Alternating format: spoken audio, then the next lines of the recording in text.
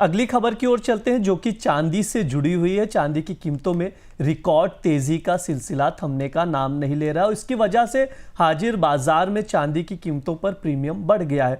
ऊपर से सिल्वर के ईटीएफ्स में भी प्रीमियम पर ही निवेश हो रहा है। डेरिवेटिव मार्केट के मुकाबले स्पॉट मार्केट में चांदी का प्रीमियम बहुत ज्यादा है। वैश्विक बाजार की बात करें तो कॉमेक्स पर स्पॉट मार्केट का भाव $54 के करीब पहुंच गया और फ्यूचर मार्केट में भाव $53 के नीचे है।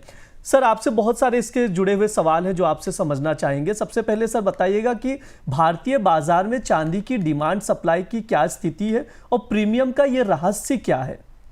देखिए, पूरी दुनिया में चांदी की आपूर्ति की कमी है। स्पष्ट रूप से जो लोग नियमित रूप से देखते हैं, अर्थम में हमने विस्तार से इस बार चर्चा की थी चांदी के बाजार की मांग आपूर्ति की, और उसका असर हमें भारतीय बाजार में दिखाई दे रहा है। अंतर्राष्ट्रीय बाजार में स्पॉट और फिजिकल मार्केट के बीच जो अंतर है $1 का, वो काफ़ी बड़ा अंतर है।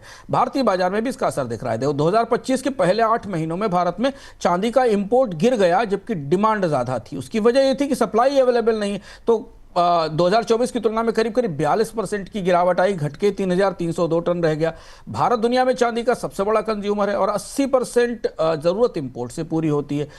ग्लोबल स्तर पे 4 साल की सप्लाई के मुकाबले चांदी की डिमांड ज्यादा है, इसलिए भारतीय बाजार में भी चांदी की आपूर्ति अंतर्राष्ट्रीय स्तर पर नहीं हो रही। सब जगह स्टॉक घट रहा है, लंदन में भी, यूएस में भी और दुनिया के बाजारों में भी।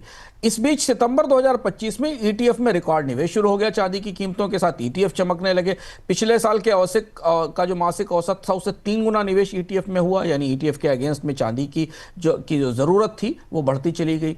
सिल्वर ईटीएफ गोल्ड से 3 गुना ज्यादा बढ़े, क्योंकि इस साल सिल्वर की कीमत 87% बढ़ी और गोल्ड की 65% बढ़ी। इसके अलावा जो इंडस्ट्रियल डिमांड है बाजार में, वो तो दिखाई ही दे रही।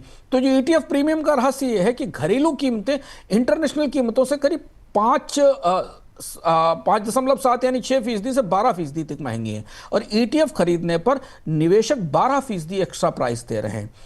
और ईटीएफ में चूंकि अतिरिक्त सिल्वर रखना पड़ता है ईटीएफ को चलाने वाले को, सप्लाई कम है, इसलिए प्रीमियम यहां बढ़ता दिखाई दे रहा है। नए यूनिट बनाने के लिए अब ईटीएफ को सिल्वर नहीं मिल रहा है। जब वो यूनिट जारी करें तो उसके बदले उनके पास स्टॉक में सिल्वर होना चाहिए। आर्बिट्राज फेल हो रहे हैं, और इसलिए कोटक सहित तमाम फंड्स ने अब लंपसम इन्वेस्टमेंट सिल्वर के ईटीएफ में रोक दिया है, क्योंकि उसको बैक करने के लिए उनके पास जो धातु है, जो फिजिकल सिल्वर है, वो उपलब्ध नहीं है। ये कहानी है सिल्वर के बाजार की।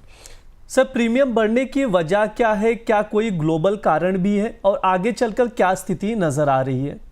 कि प्रीमियम बढ़ने की बड़ी कारण जो वजह मैंने बताई कि अंतर्राष्ट्रीय स्तर पर भी सप्लाई में कमी है, और इसके ग्लोबल कारण भी है कि ग्लोबल लेवल के ऊपर भी माइनिंग में कमी आई है। सिल्वर जो है वो अन्य मेटल्स कॉपर और जिंक की माइनिंग से प्रभावित होती है और अलग अलग माइंस के साथ बाय प्रोडक्ट के तौर पर आती है। विश्व के स्तर पर कई सारी माइंस बंद हैं, जहां पर जिनके कारण सप्लाई नहीं आ पा रही है। लंदन में सिल्वर की जो उधार की दर है वो 30% से ऊपर निकल चुकी है। तो शिपमेंट की कमी है, एनर्जी और इंडस्ट्रियल मांग सिल्वर की ज़्यादा है, और वहाँ बल्क में इसकी बाइंग भी हो रही है, और इस वजह से रिटेल बाजार के लिए चांदी पर्याप्त रूप से उपलब्ध नहीं है। क्योंकि ये माइंस ये बाई प्रोडक्ट है बाकी मेटल्स का, तो माइंस में जब बाकी चीज़ों का उत्पादन बढ़ता है तभी इसका उत्पादन बढ़ता है। तो बाकी जो सहयोगी धातुएं हैं, अगर उनकी डिमांड नहीं होगी तो सिल्वर की आपूर्ति नहीं होती है। और स्क्रैप नहीं है, रिसाइकलिंग के लिए चांदी नहीं आ रही। इतनी भारी तेजी पर भी ब्रज, आप देखिए, आप तो नियमित बुलियन चेक करते हैं, इतनी भारी तेजी पर भी भारत में लोग चांदी बेच नहीं रहे हैं। यार, स्क्रैप के लिए, रिसाइकलिंग के लिए चांदी बाजार में नहीं आ रही है। मतलब 1,75,000 के आसपास की कीमतों के बाद भी चांदी बाजार में नहीं बिक रही, और इसलिए सिल्वर से चांदी की कीमतों का परफॉर्मेंस 53% है। फिलहाल अभी आपूर्ति बढ़ने की गुंजाइश कम दिखाई दे रही है। हालांकि बाजार को लग रहा है कि आने वाले समय में थोड़ी चांदी की आपूर्ति बढ़ेगी बाजार में, तो कीमतें कम होंगी, लेकिन ग्लोबल लेवल के ऊपर डिमांड और सप्लाई का अंतर काफी बढ़ा दिखाई दे रहा है।